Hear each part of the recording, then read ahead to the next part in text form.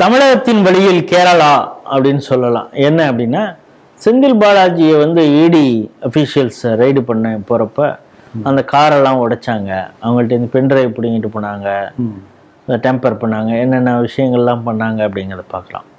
அதே போல் பினரை மகள் இதில் ஒரு இடி ரைடு நடந்தது. பினரை வீட்டுக்கும் ரைடு போகிறாங்க அப்படின்னு சொன்ன உடனே இந்த இடி அஃபீஷியல்ஸ் வந்து காரெல்லாம் அடித்து உடைச்சது அதெல்லாம் பார்த்தோம். இங்கே ஏதோ ஒரு 10 பேர் மேலே புக் பண்ணி கைது செய்திருக்காங்க அப்படிங்கிறாங்க. அதில் குறிப்பாக பினரை விஜயனுடைய மகள் வீணா இருக்காங்க. அவங்க வந்து எக்ஸாலஜிக் சொல்யூஷன்ஸ் அப்படின்னு ஒரு ஐடி கம்பெனி வச்சுருக்காங்க. இந்த கம்பெனி மீது ஏற்கனவே ஒரு குற்றச்சாட்டு இருந்தது. என்னென்னா, கொரோனா காலகட்டத்தில் வந்து டேட்டாஸ் இருக்குல்ல, ஒரு பேஷண்ட்டு அவனு ஆதார் நம்பர் எல்லாமே பண்ணி ஃபீட் பண்ணியிருந்தது.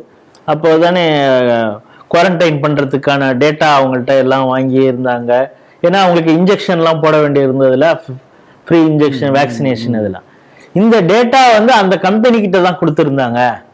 ஸோ இந்த டேட்டா மூலமாக டேட்டா தெஃப்ட்னு சொல்லுவாங்க இல்லையா, இதை வந்து வேற ஒரு கம்பெனிக்கு அவங்க விற்கக்கூடிய அந்த வேலையெல்லாம் இருக்குது அப்படிங்கிற குற்றச்சாட்டே அப்போ இருந்தது. அதுக்கு பிறகு அது தொடர்ந்து அவங்கள ஆட்சியிலேயே இருந்ததுனால அதை மூடி மறைச்சாங்க. இப்பொழுது இந்த Cochin minerals and retail limited CMRL அந்த கம்பெனிக்கும் இந்த இவங்களுக்குமான எக்ஸ்சேஞ்சஸ் நிறைய பணப்பட்டுவாடா நடந்திருக்குது, பணப்பரிமாற்றம். அது சட்ட விரோதமாக பல விஷயங்கள் நடந்திருக்கு.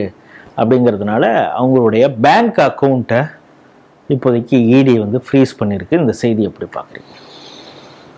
கம்யூனிஸ்ட் சொன்னாலே ஏழை பங்காளன் என்று சொல்லுவாங்க. அதில் ஏழை பங்காளன் எப்படிப்பட்டவர் என்பதை புரிந்து கொள்ள வைக்கின்ற ஒரு செய்தி இது. இந்த கம்யூனிஸ்ட் ஆட்சியில் தான் வந்து நம்ம பார்த்தோம் தங்க கடத்தல் கொடி கட்டி பறந்தது. கேரளா என்று சொன்ன உடனேயே தங்க மங்கை என்று கேரளாவில் சொன்னாங்கன்னா யார் சொல்லுவாங்க? PT உஷா சொல்லுவாங்க. ஆமா, அதெல்லாம் மாறியாச்சு. இப்ப சொப்னா சுரேஷ் ஒலிம்பிக்கிலே ஓடி நாட்டுக்கு பெருமையை தேடி தந்த PT உஷாவின் பெயரை நகர்த்தி விட்டு விமானத்தின் மூலமா சட்டவிரோதமாக தங்கத்தை கடத்தக்கூடிய பெண்ணுடைய பெயரை நடத்த வந்து நிற்கிறது.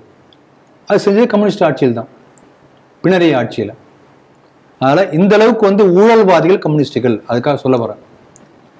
நீங்க கவனிக்க வேண்டியது என்னன்னா, ஊழல் பணம் என்பது வேறு, இடி அமலாக்கத்துறை விசாரிக்கக்கூடிய சட்டவிரோத பண பரிமாற்றம் என்பது வேறு. ரெண்டுக்கு வித்தியாசம் இருக்கு. இப்ப நான் வந்து ஊழல் பண்றேன், ஒரு பண முறைகேடா வாங்கி அது எங்கேயோ இங்க ஒரு சொத்து வாங்குறேன்னா அது ஊழல் பணம். இந்த மணி லாண்டரிங் என்பது என்னன்னா, வெளிநாடுகளில் இருந்தோ பல்வேறு வகைகள்ல கணக்கில் காட்டப்படாமல் அது வந்து வெள்ளையாக மாற்றப்படுகிறது. அதுதான் மணி லாண்டரிங். அப்படிப்பட்ட மணி லாண்டரிங் பண்ணக்கூடிய பணத்தை தான் இடி வந்து விசாரிக்கும். அந்த மணி லாண்டரிங் பண்ணக்கூடிய பணம் தான் குண்டு வைக்கப்படுகிறது. மணி லாண்டரிங் பண்ணக்கூடிய பணம் தான் காஷ்மீர்ல கல்லறையை பயன்படுத்தப்பட்டது. மணி லாண்டரிங் மூலம் வந்த பணம் தான் இங்க ஸ்டெர்லைட் ஆகட்டும் இல்ல கூடங்குளம் ஆகட்டும் போராட்ட இடத்துல பயன்படுத்தப்படுகிறது. அதனால இடி வந்து ஒரு இடத்துல ரைடு பண்ணினது என்று சொன்னால் அந்த பணம் பஞ்சமா பாதகம் செய்வதற்காக பயன்படுத்தக்கூடிய பணம். இப்போ ஒரு ஊழல் பண்ணி அவர் மட்டும் சேர்த்தா அவர் அது தப்புதான், அது ஸ்கேம்ல வந்துடும். ஸ்கேம். இது வந்து மிகப்பெரிய துரோகம், நாட்டுக்கே செய்யக்கூடிய துரோகம். ஆகவே அப்படிப்பட்ட இடியுடைய ரைடு மூலமா வந்தக்கூடிய பணம் என்பதனால கம்யூனிஸ்ட் எப்படிப்பட்ட கட்சி என்பதை நம்ம புரிஞ்சுக்கணும். அதுக்காக இதை நான் சொல்றேன். இதே போல ஜோதிபாசு என்னமோ பெரிய ஒரு உத்தமர் என்று 5 முறை ஆட்சி 7 முறை ஆட்சி பண்ணால சொன்னாங்க. அவர் போகும்போது அதே போல அவர் வீட்டுல கிடைச்சது. இப்ப பாருங்க, இப்ப கம்யூனிஸ்ட் ஆட்சியில் இல்லாத போதே ரைடு பண்ணும்போது இத்தனை பேர் சேர்ந்து அடிக்கிறான்னா இவங்க இருக்கும்போது பண்ணிருக்க முடியுமா? அதனால இந்த ஆட்சி அகன்ற பிறகுதான் இப்போ இவங்களை மேல் நடவடிக்கை எடுக்கக்கூடிய வாய்ப்பே வந்திருக்கிறது. இது நம்ம மேற்கொண்டு இது நடவடிக்கை எடுப்பார் என்று சதீஷன் எடுப்பார் என்று நம்புகிறேன். இன்னொரு அரசியல் கணக்கு இருக்கு. கரெக்டா சதீஷன் அமித்ஷா சந்திக்கும் போதே நடந்திருக்கிறது. அதை கூட அந்த போட்டோவை பகிர்ந்துட்டு அவங்க 2 பேரும் பேசிக்கிறத பார்த்தா ரெண்டும் எதிர்கட்சி, இரு துருவங்களாக இருக்கக்கூடிய கட்சி மாதிரியே தெரியலையா? ஏதோ பாஜக கட்சியில இருக்கக்கூடிய ஒரு தலைவர் மாதிரி சதீஷன் ரொம்ப கேஷுவலாக சிரித்து பேசுகிறாரு அமித்ஷா கிட்ட, இங்க ரைடு போகுது அப்படின்னு. ஸோ ராகுல் காந்தியை சொன்னதை அமித்ஷா செய்கிறாரான்னு கூட கம்யூனிஸ்டுகள் இப்ப கேள்வி கேட்க ஆரம்பிச்சிட்டாங்க. இப்ப ராகுல் காந்திக்கு திருப்தியா அப்படின்னு கேட்கிறாங்க.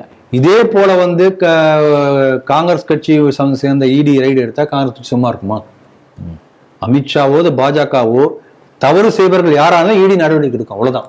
இல்ல, இதே காங்கிரஸ் என்ன சொன்னது, பிஜேபியோட பி டீம் தான் பின்னாடி இன்னும் உங்க எலெக்ஷனுக்கு முன்னால சொன்னாங்க, பேசுவாங்க. இப்ப என்ன சொல்ல போறாங்க?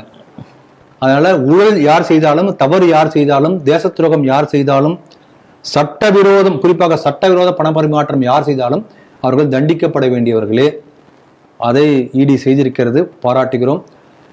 கம்யூனிஸ்ட் கட்சி எந்த அளவுக்கு வந்து ஒரு என்ன சொல்றது கரப்ட் டு த கோர் என்பதை நமக்கு புரிய வைக்கக்கூடிய ஒரு செய்தியாக இதை நம்ம பார்க்க முடியும்.